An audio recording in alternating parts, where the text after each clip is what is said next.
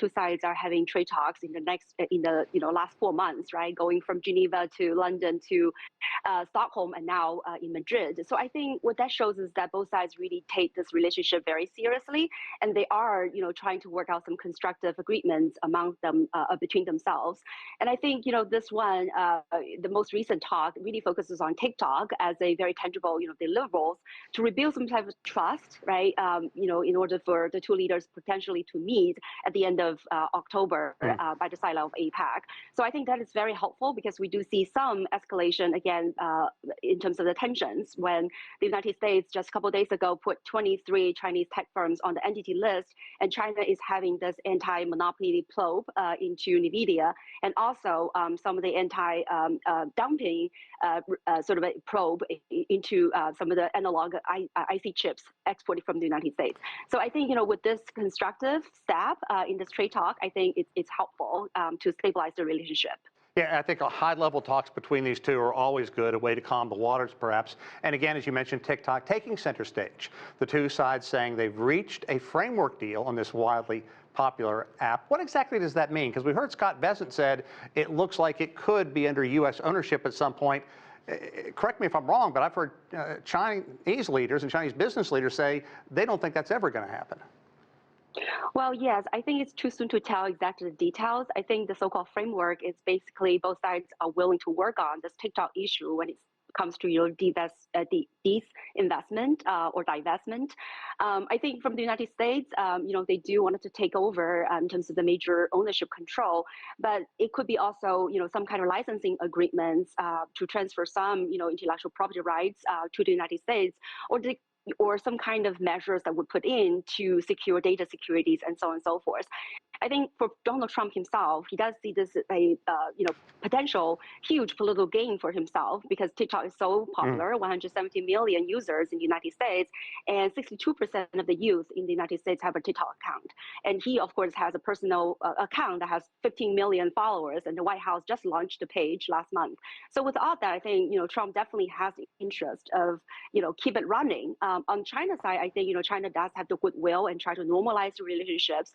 So I think it really depends on, all the details. But I think, it probably will wait until the two leaders meet to really sort of seal a final deal on TikTok. But I think at this point, again, at least from the readout, is both sides reach some agreements to work on this TikTok issue. Okay, TikTok aside, I want you to kind of paint with a broad brush here and explain what the key points so far have been outside of TikTok. And clearly, a lot of work needs to be done to get all this information back to Xi Jinping as well as Donald Trump and have them react to all of this.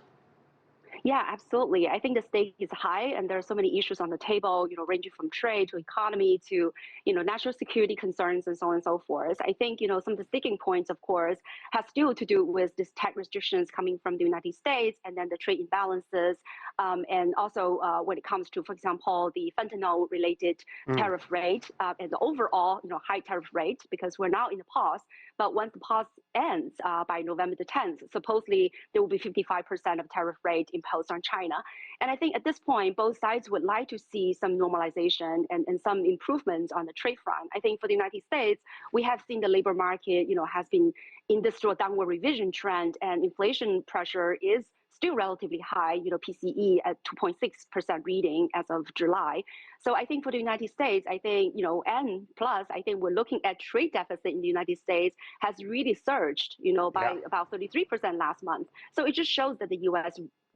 needs the kinds of, trade to make its economy work. And on the other hand, I think China, it does see some potential, uncertainty coming from this trade front. And we see this from, the investment data as of August. So I think, of course, China is willing to talk. But I think, again, as I would say, trade war is a lose-lose situation for both sides. And so it will be helpful for both to take constructive steps to come up with some kind of trade agreements. Now, and as you mentioned, China is also cracking down on Nvidia, saying the U.S. chip giant apparently violating Chinese anti-monopoly laws. What's at stake, and what do you see China doing? Do you expect them to dig their heels in on this, or is there a way that they can finesse, the U.S. can kind of finesse its way out of this?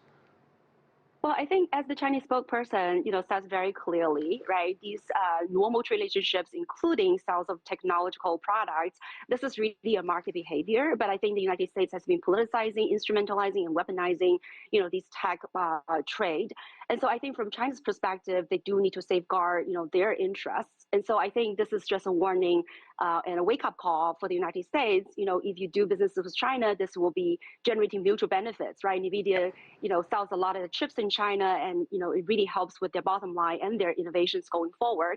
Whereas in China, as they're catching up with technologies, they are willing to work, with Nvidia and so on. So I think again, this is a way China says, tick for tack, it's not desirable, but China is willing to take the steps to safeguard its interest and fight back. Okay, Yan Liang, a good friend of global business, as always. Thank you for your insight. We appreciate it. Thank you so much for having me again.